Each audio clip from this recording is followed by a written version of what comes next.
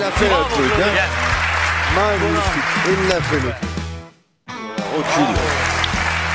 Recule au bouchon. Celui-là, il est fabuleux. Celui-là, il est fabuleux. Et Laurent, voyons. Devant de boule, un podcast produit par Sports Content.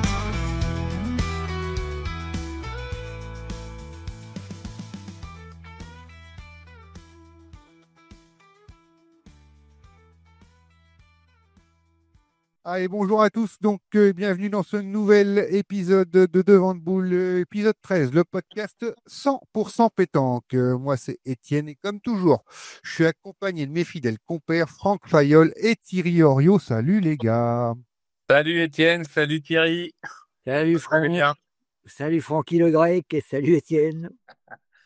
Avec le beau temps, on est bien, hein. Avec le beau temps. Hein. On est bien. Ça fait plaisir. Donc, on va faire un petit tour, nous, de présentation de notre programme du jour. Un programme riche et qui va sûrement vous plaire énormément, je pense, puisqu'on a une très grosse surprise qui va arriver avec nous tout à l'heure. Tout d'abord, vous savez que vous pouvez tout retrouver sur toutes les plateformes, hein, Deezer, Spotify, YouTube, Amazon, toutes les plateformes de podcast. N'hésitez pas, puis nous suivre également sur Facebook et Instagram, le podcast Devant de Boule. Voilà, donc pour le programme du jour, on va faire comme d'habitude notre petit tour de l'actualité, là, tous les trois. Et après, on recevra notre invité, un invité exceptionnel avec une légende de la pétanque mondiale, le champion italien Diego Rizzi, qui sera avec nous. Donc, restez bien avec nous après les actualités. On retrouvera Diego avec nous et ça nous permettra de faire un petit tour, un petit point peut-être sur la pétanque en Italie, la pétanque mondiale, faire un petit débat. Voilà pour le niveau du sujet qu'on va prendre sur cette fois. Alors, pour l'actualité, on va commencer avec les derniers résultats qu'on a eus. Alors, il y a les nationaux qui ont repris après les championnats. Donc, on a eu plusieurs différents résultats. On a vu à Firmini, un petit coucou à Marco Foglio qui s'est imposé à Firmini. Belle victoire pour Marco Foglio qui jouait avec, je crois... Cantarell et Fernandez. Cantarell et Fernandez, ouais. C'est ça, voilà, bravo. Équipe, ouais. Bravo à eux. Dans le week-end dernier, on a eu également Dominique Champagnol et Ludovic Lemeur, vous les connaissez peut-être pas, du club de jeu de Fleury-les-Aubrais, qui ont fait la surprise en gagnant le doublette, national doublette de Châteauneuf-sur-Loire contre Michel Loy et Johan Cousin en finale. Bravo à eux. Ouais, bravo. Moi, franchement, je les connaissais pas du tout. J'ai regardé la finale et franchement, ils méritent. C'est une belle équipe, une très très belle équipe. Ils mettent 13-3 en finale en plus. Ouais. Après, bon, ils ont moins les champions de France doublette ont moins bien joué, mais bon, après, c'est une belle équipe en face, hein, parce qu'il y avait vraiment un beau gratin ce week-end-là. Moi, j'ai regardé les équipes, il y avait vraiment du joli monde. Moi, je connaissais pas non plus les joueurs du Loiret. Pourtant, j'en connais quelques-uns, mais pas ceux-là. Ah oui, tu joues souvent contre eux. Dans les gros nationaux, dans les victoires qu'on a vues, on a vu à Rumilly une équipe de France avec Caroline Bourriot, Dylan Rocher, Christophe Sario en triplette mixte à Rumilly qui se sont imposés. Belle équipe quand même, 3 joueurs d'équipe de France. On a vu au Van aussi Johan Cousin qui a gagné avec Stéphane Robineau, Michael Bonetto. En fait, on voit beaucoup les équipes de France et elles s'imposent. Je crois que c'est Charlotte Darod avec Thora qui s'est imposée aussi ce week-end à Blangy-sur-Brel. Donc des équipes de France. Ouais, après, c'est bien parce que les échéances après vont arriver assez rapidement pour l'équipe de France et c'est bien qu'ils se montrent présents sur des beaux événements comme ça. Hein. Ils font des très très beaux résultats. Vous en avez noté quelques-uns, vous, que j'ai peut-être pas parlé là, sur le reste. En finale, d'ailleurs, à Blangy, en féminin, Ludivine Lové, donc Charlotte Darod, Toré Taïro, qui ont battu Nelly Perret, Brooklyn Deschamps et Sandrine Poinceau. C'était équipe de France contre équipe de France. Donc, il y a eu Cannes qui a eu lieu, il y a eu les Vannes aussi. Cannes, je crois que c'est Bodino qui avait gagné. C'est ça. Et il perd Bodino qui perd en finale à Nice ce week-end contre Gino Delis. Il en a gagné un autre, mais je ne sais plus lequel. Gagné, je crois que c'est son ancien club, comment ça s'appelle, dans le sud-est, là. Guignan, voilà, qu'il avait gagné juste avant de s'imposer à Rumilly en triplette mixte avec Caroline Bourriot et Christophe Sario. Voilà. Après tous les championnats, les ligues, tout est terminé. Donc, il y a des très, très belles équipes de qualifiés également. Hein. Il va y avoir des très très beaux plateaux pour les Ah ouais. championnats, ça va être très sympa. Moi, je suis bien content d'avoir gagné le doublette parce que c'est à Millau. Avec mon petit Jason Reserve, là, on va se régaler là-bas. Millau, ouais, pour moi, c'est le temple de la pétanque. Donc, tu vois, je suis. Dans le parc de la Victoire. Ouais, c'est génial. Ça va être super, ça. Ah, c'est vrai que c'était le championnat recherché. Mio. C'est vrai. Ça rappelle des souvenirs à beaucoup de monde. C'est Ça ça, te plaît à Thierry. Oui, sûrement. Moi, j'en ai fait beaucoup à Millau. Donc, dans l'actualité, donc on a fait le tour des résultats. Voilà, on va pas faire plus que ça. Vraiment, l'équipe de France, super qu'elle soit en forme. Il va falloir être en forme après, plus loin. On en parlera avec Diego, qui va sûrement avoir les affronter dans ses parcours dans cette saison. Euh, Est-ce que vous avez vu autre chose? Moi, j'ai vu au niveau des actus qui sont arrivés, il y a les tarifs qui sont sortis pour le championnat du monde féminin, donc à Douai, à Saint-Lenoble, exactement. Tarif de Vous quoi, des les entrées connaissez. Les tarifs des entrées pour le week-end, donc avec les billets en latéral à 50 euros pour 4 jours, ça va, c'est pas non plus les grandes tribunes entre 75 et 100 euros pour le forfait 4 jours. Voilà, donc c'est un championnat du monde, hein, donc pas de secret. Voilà, c'est les prix, ça va être sympa. Puis, ceux qui nous écoutent et qui voudraient y aller, sachez que les places sont en vente, ça pourrait partir très vite. Attention, il faudrait y aller, il faut aller assez vite sur la billetterie, je pense. C'est sûr, ouais. Parce qu'on voit, ouais, ça correspond à ça. Il n'y a pas les tarifs journée encore qui sont sortis, contrairement aux Masters où ils les font à 15 euros la journée pour les Masters. Avec les Masters qui vont commencer d'ici peu d'ailleurs. Ouais, après les Masters, t'as beaucoup moins de parties. Hein. T'as un paquet de parties sur plusieurs jours. Donc, Le Master, c'est 3 parties, quoi. voilà, ouais, c'est ça, 3 parties max. Non, moi, ça vaut le prix. Hein. Voilà. Et après, il faut savoir adouer le nombre de places disponibles. Je sais pas. Et par contre, ça vaut le coup. Hein. Moi, j'ai eu la chance de faire un championnat de France là-bas. C'est magnifique. Hein. Franchement, c'est beau. Ouais. Je ne connais pas, moi. Ouais. En gros, c'est les actus qui sont sortis. Il n'y a pas trop plus d'actus que ça. On a fait un petit tour. Est-ce que vous avez particulièrement, j'avais demandé si vous aviez eu le temps de regarder à ça, si vous avez eu le temps de trouver un petit coup de gueule, un petit coup de cœur, d'histoire de voir, de compléter ce tour d'actu? Moi, j'ai un petit coup de gueule. Alors, je pense que c'est dommage pour Marco Foglio qui allait passer le championnat d'Europe au mois de juillet. Il l'aurait mérité. Ça aurait été la fin de sa carrière. Donc, un petit coup de gueule là-dessus, voilà. Et puis, par contre, un coup de cœur, c'est ce que fait la Fédé au niveau des champions qui vont dans les villes montrer la pétanque en plein centre-ville là et tout. Et je trouve que ça, c'est pas mal pour les gens de voir les champions qui font des animations sur les places centrales. Pour le pétanque tour. Pétanque tour, ouais. Je trouve ça pas mal. Ouais, c'est sympa. Mais ils le font tous les ans et c'est vrai que c'est une belle petite organisation pour faire découvrir notre sport et affronter des champions du monde.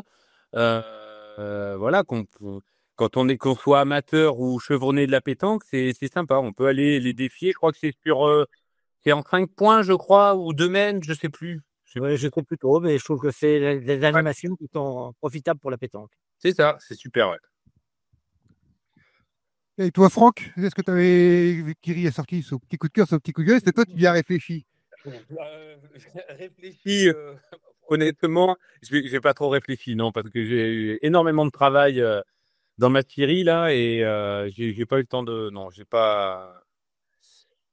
Je me suis pas penché là-dessus.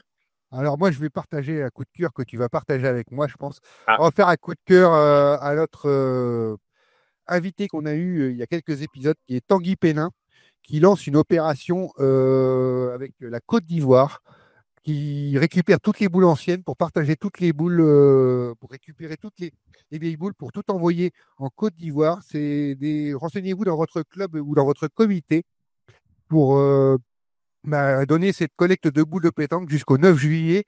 C'est une collecte de boules. Il nous en avait parlé pendant le podcast.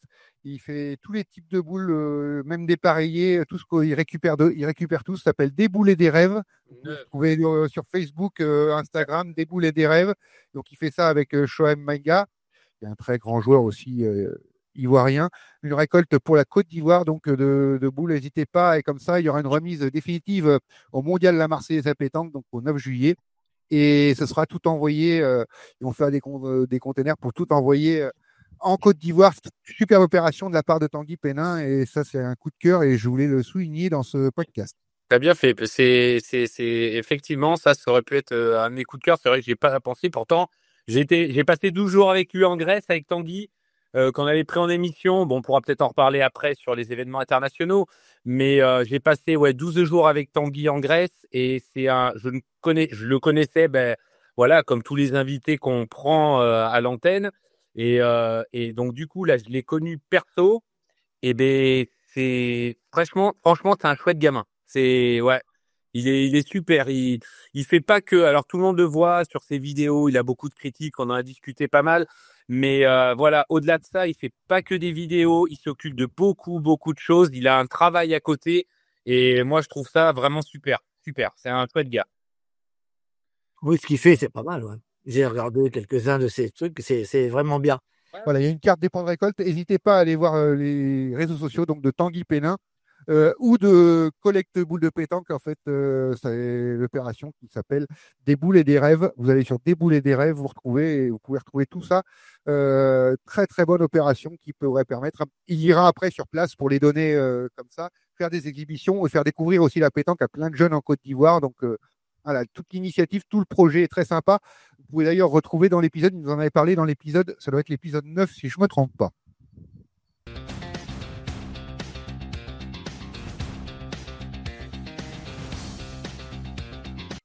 Allez, donc c'est un immense plaisir de recevoir aujourd'hui un joueur au palmarès incroyable, champion du monde avec l'Italie, vainqueur des Masters de la grande finale PPF. On va faire le tour du palmarès dans quelques instants. Diego Rizzi, bonjour et bienvenue dans Devant de Boule. Merci pour l'invitation et ça me fait plaisir d'être là. Eh ben, ça nous fait plaisir de te recevoir donc avec Franck et Thierry. On est très très content d'avoir un champion du monde avec nous. Bonjour à tous. Bonjour Diego, bonjour Étienne. Bonsoir. Alors, on va faire une première chose, c'est qu'on va essayer de te présenter. Alors, je pense qu'on ne te présente plus à beaucoup de gens, mais bon, c'est comme ça. On va quand même faire un petit tour. Donc, tu as 31 ans, tu es né à Bordighera en Italie, tu es droitier et tu es licencié à Fréjus. Alors, au niveau palmarès, c'est long comme 3 pages. Si j'avais tout imprimé, j'aurais plus la place. Il y a 2 titres de champion du monde senior, 4 argent, 4 bronzes. 3 titres de champion du monde junior, 1 argent, 4 bronzes.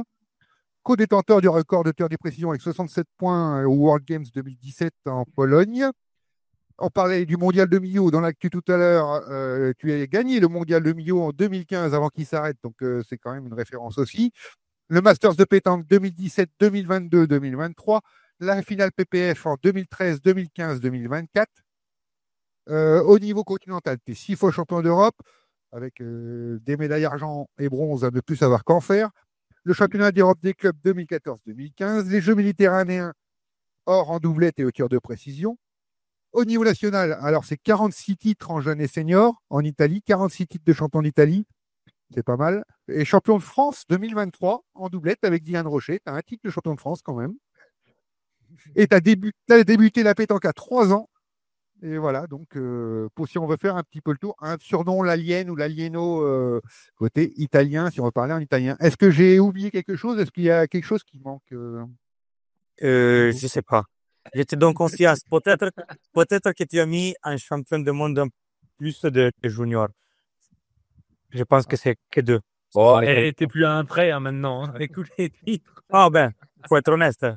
Et l'Italie, peut-être un peu plus. Là, j'ai perdu les comptes, mais je pense que c'est plus que 50. Mais bon, c'est pas grave.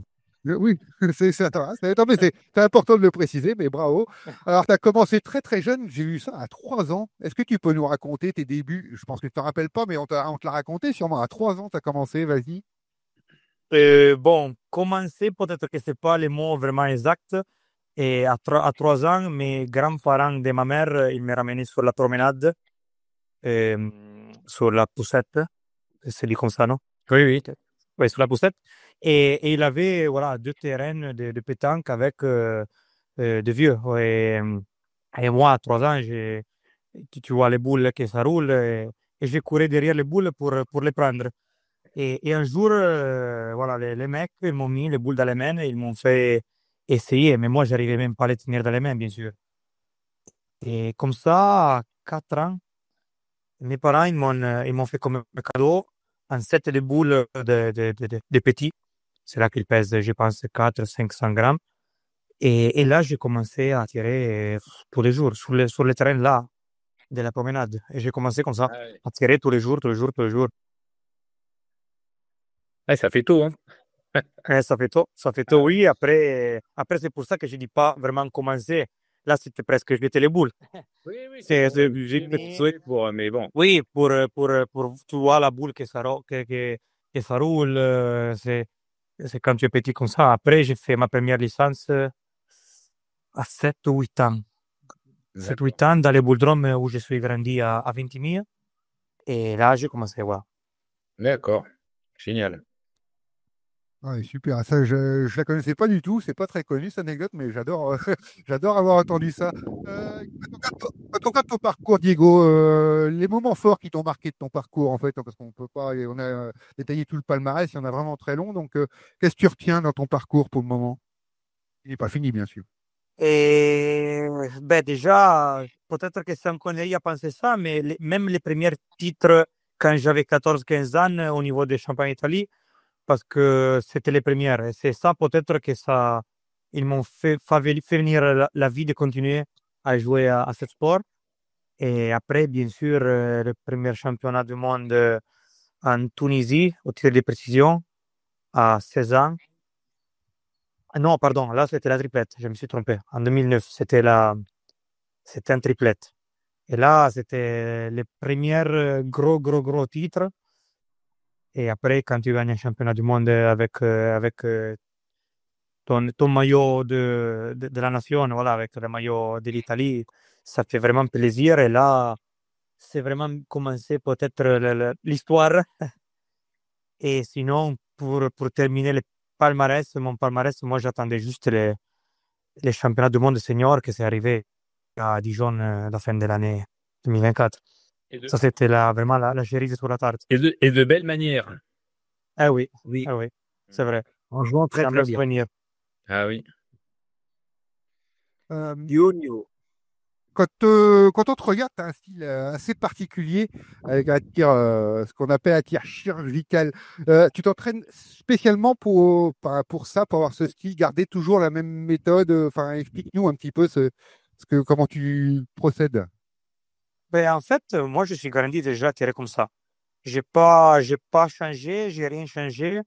Et je pense que c'est un style naturel parce que même, je me rappelle, et tout le monde m'a dit que quand j'étais petit, j'avais le même style au niveau des pieds, au niveau des cadences, de mouvements de bras. Après, peut-être que quand je suis grandi, que j'ai gagné quelques centimètres, je suis arrivé à 1,80, bien sûr, que j'ai commencé que j'étais 1,60 peut-être, et ça change un peu peut-être de la physionomie, mais la gestuelle, c'est toujours la même. Maintenant, avec le nouveau règlement, j'ai juste changé les positionnements des pieds, mais sinon, ça change rien. C'est ce que c'est ce que j'allais te dire. Et j'avais pas de doute que la question allait arriver, c'est pour ça. Ouais, parce que tu as été beaucoup critiqué justement sur, on le voit beaucoup sur les réseaux sociaux. Ah, ben, le tir est pas bon, le tir est pas bon, le tir est pas bon. Voilà, le règlement faisait que le tir était bon. Voilà. Mais en fait, les règlements, je peux dire que c'était pas clair. C'était pas écrit que c'était bon, mais c'était pas écrit que c'était pas bon. Voilà, donc, Et alors, Il n'y avait rien de clair. voilà, c'est ça. C'était pas clair et juste que les arbitres ils me laissaient tirer comme ça, pourquoi je dois changer? Là, la fédération, il a choisi de changer le règlement. Et honnêtement, là, je l'ai dit, pour moi. Parce que je ne pense pas que c'est un règlement fait pour l'ensemble des joueurs. Là, c'est vraiment fait exprès pour moi, pour faire parler moins le monde, les critiques et tout, je pense. C'est l'idée de ça. Et là, je vais un règlement du go. Ben, c'est ça. Après 2 ans d'être venu en France et avoir fait changer un règlement, pour moi, c'est pas mal ça. Ça montre ton importance, mais c'est vrai, c'est une règle Diego, il n'y a rien à dire. Après, moi je le dis souvent quand je fais des lives et quand je commente les lives, on a tellement d'arbitres dans les canapés, alors qu'on en manque sur les terrains. On a un arbitre pour 70 terrains à chaque fois, donc ils ont qu'à prendre une licence et venir arbitrer à la place, et s'ils sont meilleurs, et ce sera beaucoup mieux que d'arbitrer dans son canapé. C'est ça. C'est ça. Donc voilà.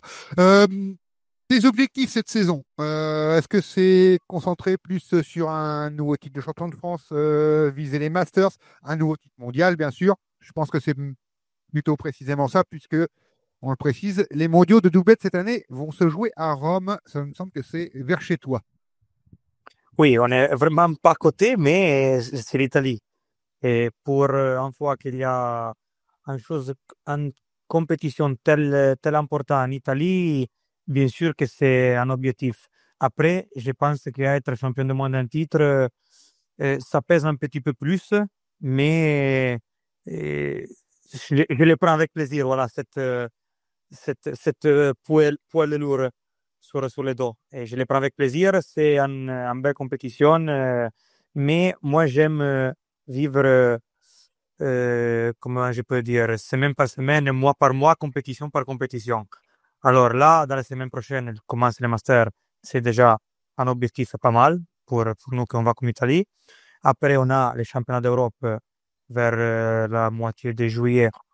On a les championnats doublette avec Milan à août. Après, à septembre, il y a la dernière chose que c'est les championnats du monde. Voilà. Et moi, j'essaie de penser compétition par compétition. Et ça me casse pas la tête de penser déjà à septembre parce que c'est vraiment trop loin.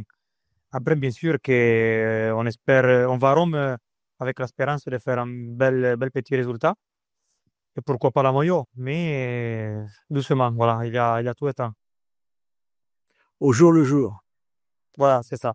Moi, j'aime Ouais, ça. j'ai une petite question, moi, Diego. Est-ce que tu fais quand même des compétitions en Italie? Tu rejoues ou tu joues qu'en France toute l'année? Mais moi, je ne peux pas jouer en Italie. Pour jouer en Italie, il faut avoir la licence italienne. Et Ah, d'accord. sinon, les Français ont quand même, pas les Italiennes, ils peuvent faire que les internationaux. Et il y en a 5, 6, 7, voilà, pas plus. Ah, d'accord. Si t'as pas la licence. Ah, ok, d'accord. C'est ça. C'est ça. Les concours qu'on a fait avec Roby, ça fait un mois et demi peut-être. Là, c'était un doublette international. Et on avait l'opportunité de jouer. Il a joué aussi à l'Est, il avait beaucoup des équipes françaises. Mais sinon, voilà, dans des nationaux, non, on peut pas le faire. D'accord. D'ailleurs, j'ai vu à propos de ça, une chose que je ne savais pas non plus à propos de toi, tu es très engagé parce que tu es président de l'association italienne de pétanque, c'est-à-dire que c'est une association qui fait de la promotion des événements, de la formation des jeunes sur la pétanque en Italie. On pourrait y revenir quand on fera non? Ah bah j'ai vu ça, moi. Donc, Je sais pas où tu l'as vu, mais non.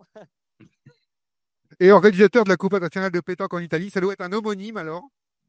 Non, je pense même pas. Bon, bah tant pis. Je sais Bah. pas. On coupera au montage alors, hein. J'ai fait une bêtise, on coupera au montage. Ça, c'est que ouais, je ne le savais pas. Non, c'est pas grave. C'est grave, hein. Je croyais donc.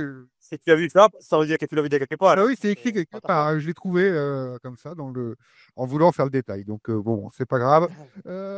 Donc on va passer à la prochaine question. Donc tu viens d'en parler. Tu jouais en France avec Fréjus, donc. Et qu'est-ce que ça change pas pour toi par rapport aux compétitions en Italie en fait? Ben, déjà, on parle déjà de niveau. Même si le niveau en Italie, pour tout le monde, même là, pour tout le monde qui parle, l'Italie, tu as toujours gagné, titi, papa, mais en Italie, ça joue quand même. Bien sûr qu'il n'y a pas le même numéro, c'est la normalité, ça. Il y a 4000, 5000 licenciés en Italie et tu fais des championnats peut-être avec 30, 40, 50. Maintenant, des fois un peu moins aussi, mais le niveau, c'est vraiment haut. Là, en Italie, tu peux perdre vraiment contre toutes les équipes.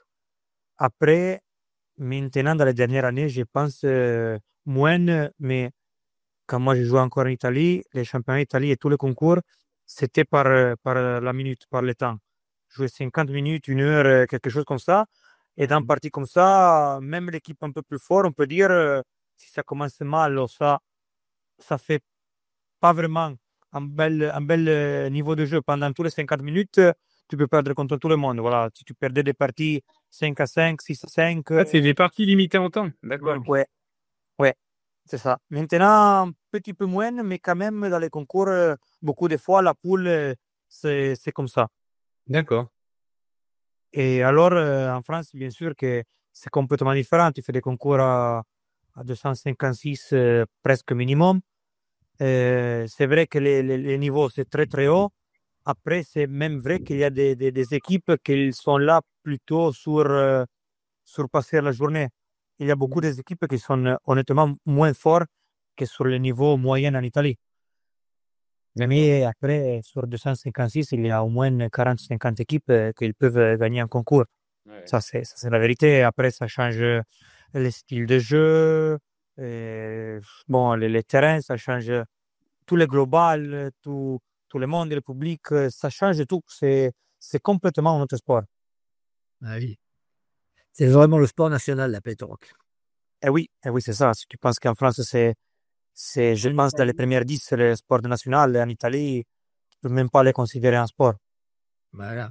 Et en Italie, je pense que tous les meilleurs joueurs vont faire les concours. Les autres personnes, ils vont pas pour faire du loisir comme en France. Et un peu moins, voilà. C'est ça le dommage qu'il y a en Italie. En fait, même les concours sont moins payés au niveau d'argent. Moi Et aussi, beaucoup de concours, tu fais peut-être les voyages à gagner pour retourner dans les frais. Un petit peu plus peut-être, mais voilà, les petits joueurs, ils font pas 200-300 km de route pour faire un concours comme ça. C'est difficile et ça arrive de moins en moins. Ça, c'est dommage. Ah oui. Mais s'il n'y a pas assez de moyens financiers en Italie pour les concours et tout ça, c'est vrai que les gens peuvent pas se déplacer comme ça tout le temps. Oui, c'est ça. Après, en Italie, il y a les catégories. Il y a la catégorie A, B, C. Et maintenant, il y a encore la D, mais je pense, parce que moi, je suis plus vraiment dans les règlements italiens, mais je pense que la D, ça va presque mourir. Et là, on fait des concours pour mélanger voilà, les hauts niveaux par rapport à les niveaux un petit peu plus bas. Presque tous les concours pendant l'année, c'est, comment dire, ACC, triplette, BBC. Voilà, en première catégorie, il ne peut pas jouer avec en deuxième catégorie, mais il peut jouer avec 2C. D'accord. Et ça, je trouve pas trop mal, mais il y a des catégories de joueurs, des faux catégories, des fois, ça peut casser quand même les équipes. Ouais, mais par contre, ce qu'on fait pas en France du tout. Nous, c'est populaire. Tout le monde peut aller jouer. Et ça. Voilà. Bon, tous les concours. Il y a des bons contre, je pense. On n'a pas d'élite proprement dit de concours dit élite. On en avait parlé justement de ça dans un précédent podcast, de faire des niveaux. Comme tu disais, je te rejoins, Diego, tu arrives sur peu importe le concours, hein, même si c'est un petit concours normal, tu as toujours les gens qui sont là. Ah les gars, vous faites quoi samedi? Il y a un concours là-bas. On y va, on va casser la croûte, on va manger un morceau, on fait le concours, et puis le soir, c'est pas grave, on fait un barbecue, machin. Ils y vont pour s'amuser, les gens.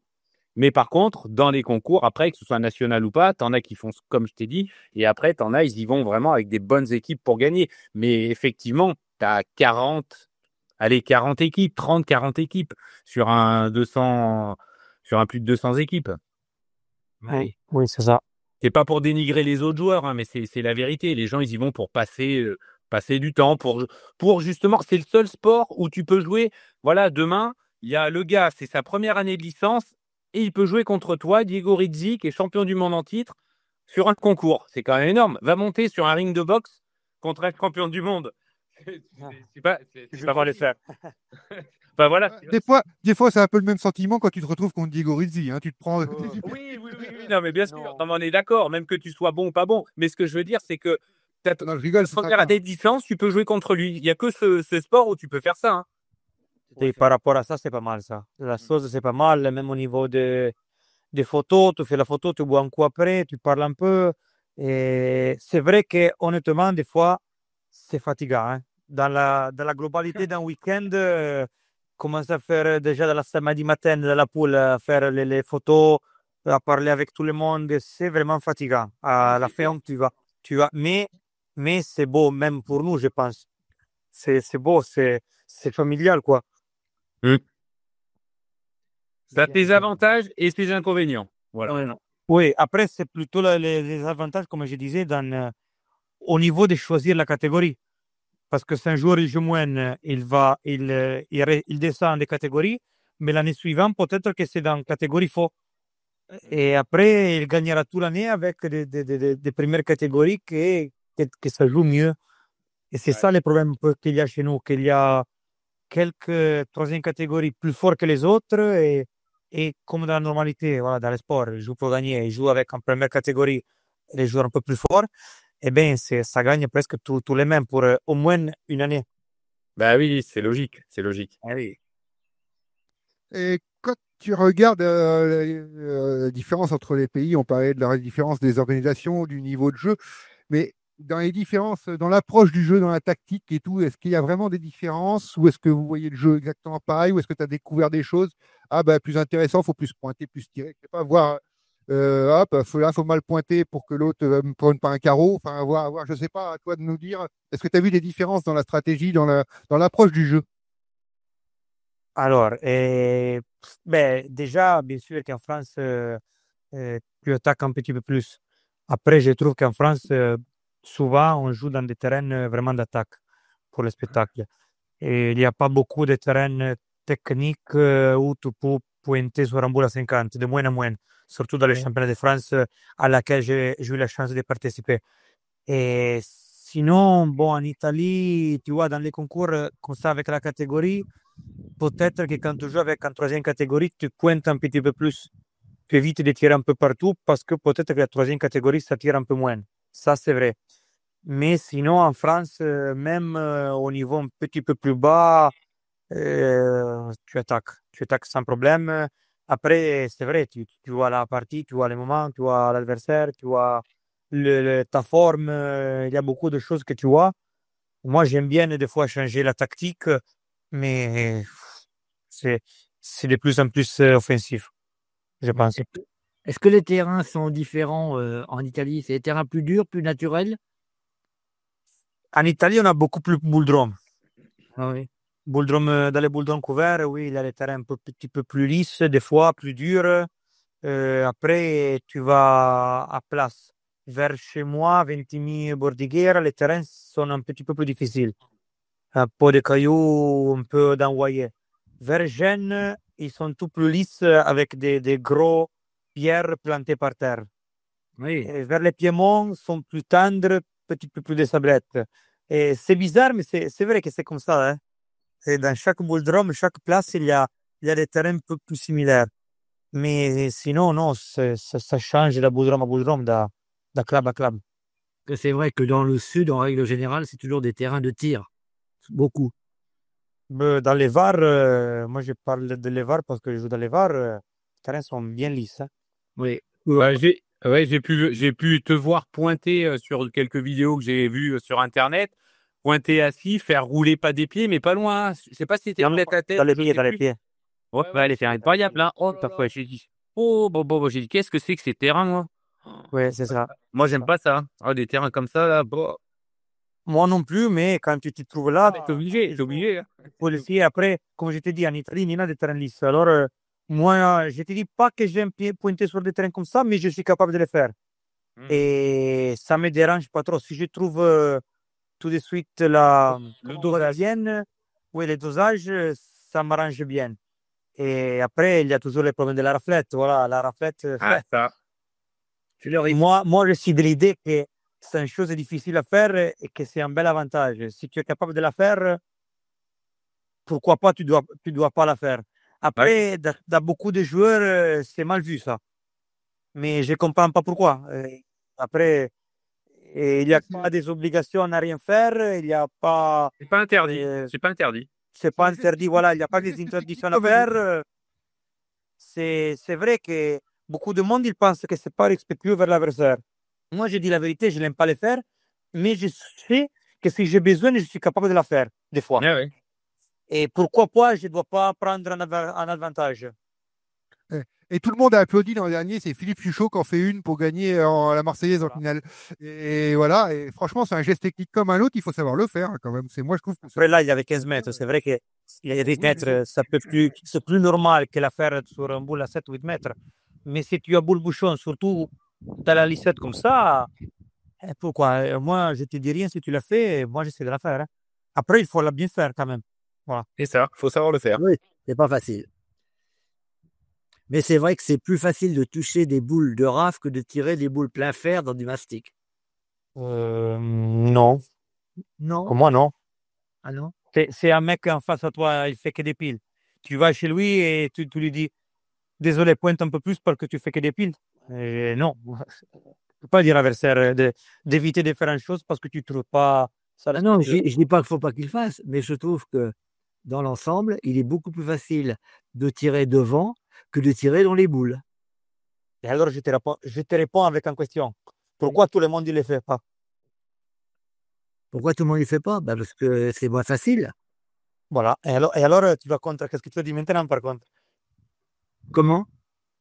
Tu vas contre qu'est-ce que tu as dit? Tu as dit que c'est plus facile de toucher quelque chose en tirant des rafles, c'est ça?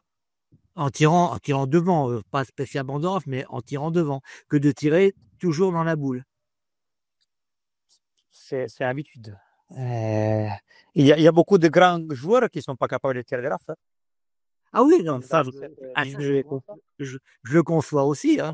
De raf complètement, c'est pas facile. Hein. Je considère. Mais ce que je veux dire, c'est que en règle générale, moi qui suis plus âgé, dans le temps, on jouait dans des terrains de mastic très durs et le point avait beaucoup plus d'importance que maintenant, alors que le tir maintenant, on peut tirer beaucoup plus facilement, allez, on va dire 20 ou 30 devant, qu'il y a 30 ans en arrière. Ah, ok, 20, 30 devant, ok, c'est bien. Alors là, c'est pas vraiment raf. Alors, C'est plus la raf, ouais. Non, c'est plus de la raf, c'est tirer devant. Là, c'est plus de raf. Là, c'est tiré. Quand tu tombes à 30, c'est tiré. Hein. 50 devant, oui, je me comprends. Après, la raf, proprement dite, c'est très dur. Hein. Il faut être capable. Voilà. Il faut être capable, voilà. Et surtout, il faut voir les balles pour la faire. Par rapport à tout le monde qui peut-être il t'écrit derrière. Surtout vers c'est toi, ça doit crier un peu, non? Mais moi, si je pense de faire une chose pas contre l'adversaire, je la fais parce que je te dis, je pense que c'est plus respectueuse faire un raf parce que tu en as besoin, t'éviter de la faire pour pas donner une mauvaise image. Ah bah ça, je suis d'accord. Non, mais c'est sûr. Non, mais t'as raison. Tu as tout à fait raison. Quand c'est dans le jeu, s'il y a besoin de faire une raf, pourquoi pas. Hein. Alors là, Les rafs, c'est souvent quand il y a boule bouchon. C'est Oui, bon. c'est ça. Ouais. J'ai bien fait d'inviter 3 tireurs, moi. Et il y en a qui est plus fort que les autres, quand même. oui. On ne parle pas de nom. Des fois. Oui, donc on a parlé, tu l'as abordé un petit peu quand tu as parlé des nationaux en France et tout, avec les obligations médiatiques ou populaires, on va dire, avec les photos, toutes ces choses-là et tout. Au franc, par contre, nous, est-ce que tu as la même popularité en Italie? Comment ça se passe pour toi en Italie? Est-ce que d'abord le sport, on se doute bien qu'il a une popularité moindre en Italie qu'en France, mais toi, personnellement, comment ça se passe quand tu es en Italie? Est-ce que tu es reconnu ou est-ce qu'il y a des choses Mais non, absolument pas. Rien. Moi, je suis n'importe qui en Italie. Je suis une personne normale comme les autres qui fait un jeu qu'il aime faire. Voilà. C'est ça. Ouais, c'était vraiment pas reconnu alors. Parce que moi, je vois, pour avoir joué pendant 4 ans avec Philippe Quintet, parce qu'il était dans mon club, tu sais, à Langon-sur-Cher, et on pouvait pas sortir, tu vas au resto, tu vas aussi, tu vas au là, toujours, Philippe, regarde, c'est Philippe Quintet, on peut faire une photo, machin. C'est ça. Eh ben ouais, c'est incroyable. En Italie, malheureusement, surtout malheureusement parce que la pétanque, ça prend pas. C'est pour ça que j'ai dit malheureusement. Oui, bien Parce sûr. qu'après, d'être plus tranquille, comme j'ai dit avant, c'est bien d'être reconnu, faire des photos et tout, mais des fois, c'est vraiment fatigant. Alors, malheureusement, pas toujours. Mais quand même, ça serait pas mal, voilà. Surtout maintenant qu'on a gagné, qu'on est champion du monde en titre, les premières 2-3 semaines qu'on a gagné, il est sorti la news même sur la télé, sur les médias sportifs et tout. Et c'est un petit peu plus passé par rapport à Facebook, Instagram, mais par rapport à à la vraie vie de tous les jours, non, personne ne me reconnaît dans la route, absolument pas. Après, peut-être que si tu parles de ça, ah oui, j'ai vu peut-être sur les journaux que c'est passé ça et ça, mais au niveau des visages, personne ne te reconnaît. D'accord. Une autre chose aussi alors là, qui même avec moins de licenciés pourrait être différente ou pas, c'est la formation des jeunes. On disait la formation des jeunes, on pourrait toujours faire mieux en France, on progresser dessus. Est-ce que tu trouves que toi qui es passé, qui a démarré donc tout jeune à 7 ans, tu as été bien formé ou tu as été obligé de te former tout seul? Est-ce que tu as eu des aides pour la formation? Comment ça se passe, la formation des jeunes en Italie? Ben, je pense d'avoir eu la chance déjà, parce que moi, je me suis trouvé, c'est vrai, dans les deux petits terrains sur la promenade, mais après, à 7 ou 8 ans, j'ai fait ma première licence à Ventimiglia. Et là, j'ai eu la chance de trouver déjà un petit groupe de garçons avec lesquels je suis grandi. Et même dans les boules là, il y a deux terrains de foot à 5. Et nous, on passait la journée entre jouer à foot et jouer à la pétanque. Et moi, je suis grandi comme ça. Alors, c'était vraiment pas un sport, mais c'était vraiment pas en modalité pour passer les journées avec les amis. Et ça, pour un garçon, c'est important. D'accord. En fait, moi, j'ai des images qui me viennent à la tête parce que bon, moi, je suis pareil. Moi, je suis issu d'une famille de pétanqueurs. Hein. Mon père joue à la lyonnaise, mon grand-père joue à la pétanque. Et nous, c'est une histoire de famille. Et puis c'est les repas, barbecue, pétanque. Et ça, en Italie, c'est pas ça, quoi. Non, quand j'étais plus petit, voilà, par rapport à ça, quand on est grandi avec les amis, les soirées, on mangeait ensemble au resto, la pizza et tout, et après, dans l'été, hein. Et après, on se retrouvait encore à 9 h jusqu'à minuit, 1 h de la matin, à manger. Et il y avait quelqu'un qui lui ramenait, je sais pas, les melons, des choses comme ça. Tu mangeais encore à minuit quelque chose. Là, c'était vraiment une question de famille, vraiment pour passer des bons moments ensemble. C'est pour ça que moi, j'ai eu la chance de ça. Par rapport à maintenant, c'est beaucoup, beaucoup plus difficile. Déjà, il y a moins de jeunes, déjà. Mais vraiment, vraiment moins. C'est difficile. Le futur en Italie, c'est vraiment difficile, je pense. Avec le moins nombre de garçons que ça commence à jouer. Mais je trouve il y a plus ça. Comme avant, comme tu as dit, la pizza, la soirée ensemble, les barbecues chez un ami. Après, la semaine après, tu partais de l'autre côté, dans notre maison, d'un autre ami. Il y a de moins en moins ça. Et c'est dommage. D'accord. Alors, tu as participé aussi pour élargir un petit peu encore le débat par rapport à l'Italie, pour avancer encore. Tu as participé à l'exor de la pétanque internationale où la France était archi-dominatrice pendant très longtemps. On voit de plus en plus quand même une mondialisation avec beaucoup de très bonnes équipes en Asie, en Afrique. Est-ce que tu vois que ça va exploser encore plus, toi qui es souvent confronté à cet aspect mondial encore plus de la pétanque? Est-ce que tu vois que ça va exploser encore plus ailleurs ou est-ce que ça reste sur ces pays-là qui ont du mal aussi à se développer, même que tu en parles, en Italie, tu vois que ça a encore du mal à prendre et ça prend du temps. Voilà, comment tu vois les choses au niveau vraiment mondial là après? Ben déjà, comme tu as dit, les niveaux au niveau européen mondiaux, c'est vraiment plus relevé que quand j'étais les premières années à 2012 à Marseille, pour faire un exemple. En 10-12 ans, c'est vraiment changé les niveaux. C'est plus haut, plus haut. Toutes les équipes, ça joue au boule. Même les petites équipes, ça joue au boule. Et comme le niveau il est plus relevé dans les derniers 10 ans, pourquoi pas il peut monter encore plus. Je vois pas pourquoi il doit s'arrêter maintenant. Après, c'est vrai qu'il y a tellement beaucoup d'équipes qui ça joue bien et je vois pas quelle nation ça peut monter encore en puissance. Je pense que dans les pays asiatiques, ça devrait augmenter aussi. Comme par exemple la Chine, j'ai un copain qui était en Chine pendant X années. Il m'a dit que la pétanque risquait de monter en Chine. et que dans tous les En pays Chine, asiatiques, oui. dans tous les pays asiatiques, ils sont assez doués pour les sports comme ça comme la pétanque. La Thaïlande en est une preuve, mais il y a les pays du Vietnam, Laos, tout ça, ils augmentent aussi. C'est ça. Moi aussi, j'avais pensé à la Chine en disant comme ça. Parce que déjà dans la Lyonnaise et dans la Rafa, la Chine, c'est devenu une nation qui se joue au boule. Et chez nous, pas encore. Il n'y a même pas presque. Mais je pense qu'avec les numéros qu'ils ont, et je pense même au niveau financier, ils ont les moyens pour dans 10 ans être en belle réalité. Moi, je Moi d'ailleurs, dans ce cadre-là, j'allais proposer les États-Unis parce que on les voyait jamais dans les compétitions internationales. Là, ils étaient là au championnat du monde à Dijon.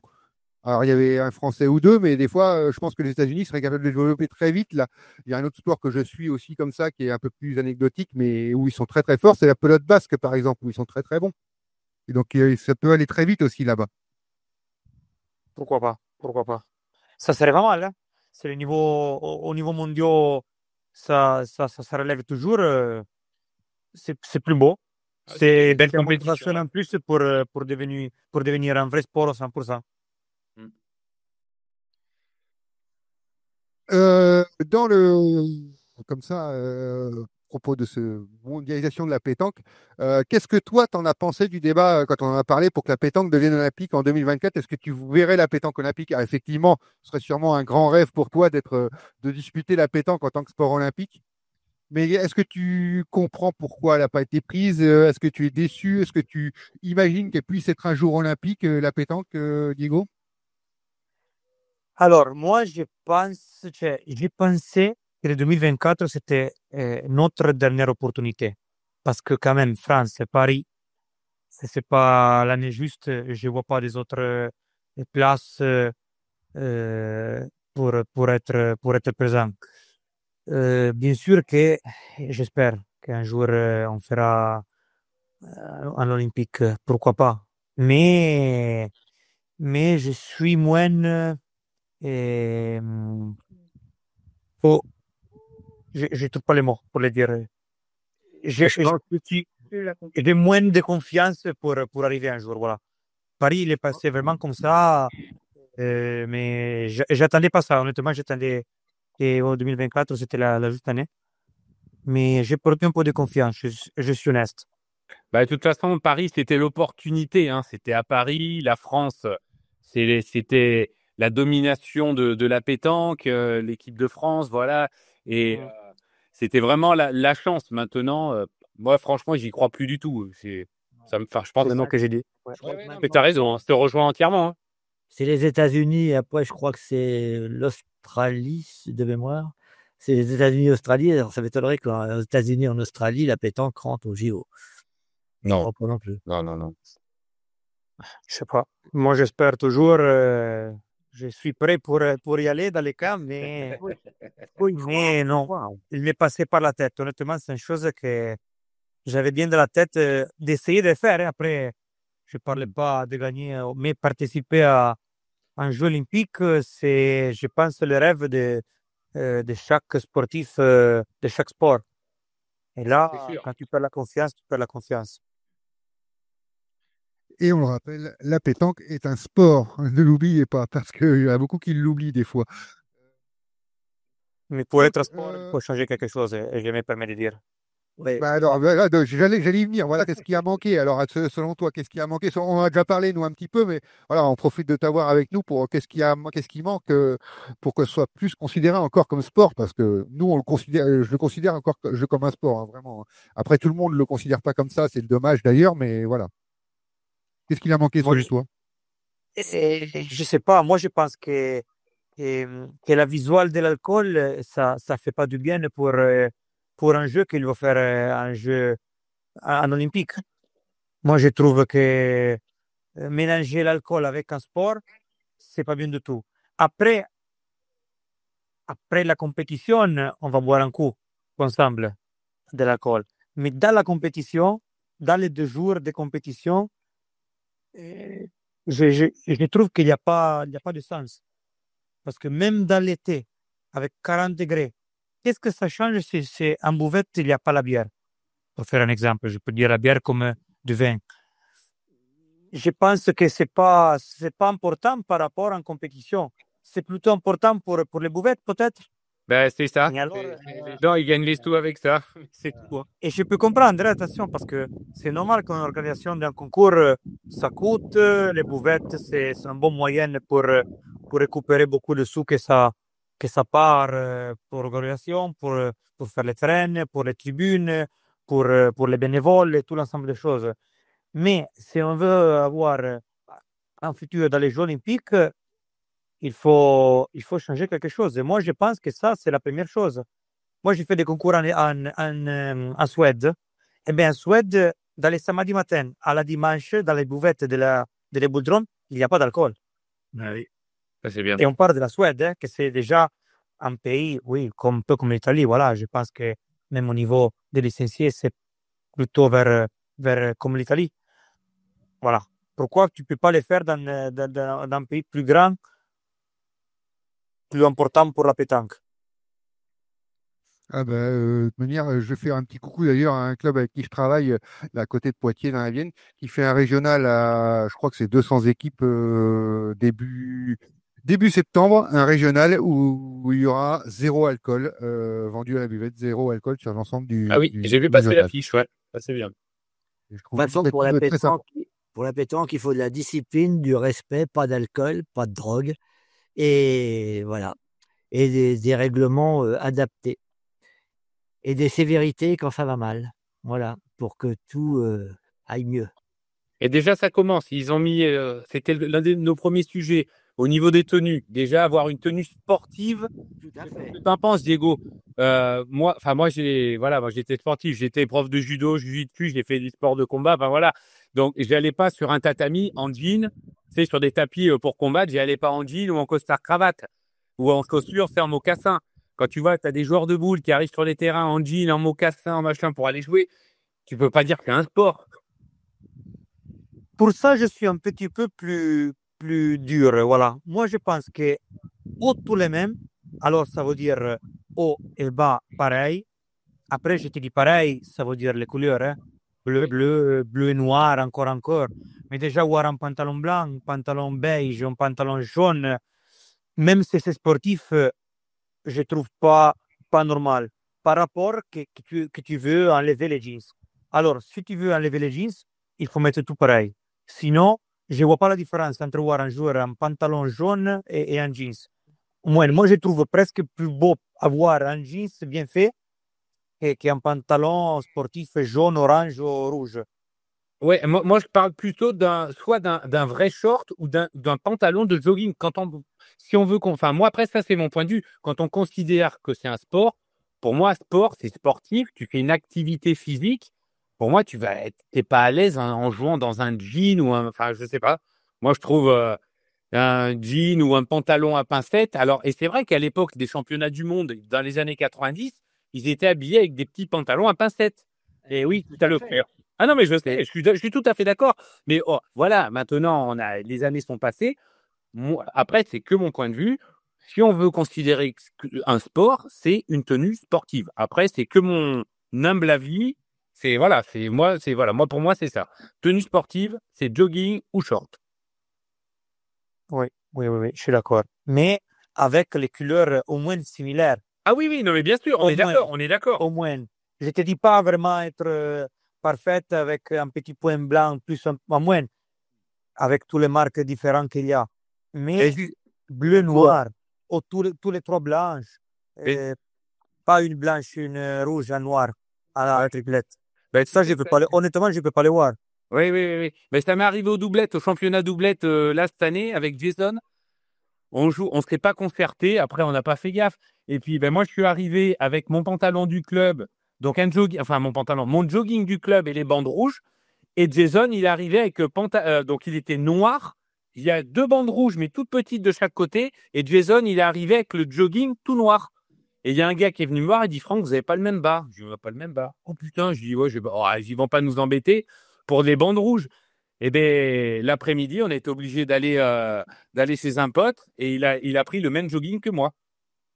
Juste parce qu'il y avait 2 toutes petites bandes rouges sur le côté, tu vois. Ouais, après, Mais bon, c'est pas grave. Après, on l'a fait. Hein. Il y a le règlement. On a exécuté le truc. Hein. Mais Ouais, mais comme dit Diego, avec toutes les marques qu'il y a, c'est pas facile d'avoir.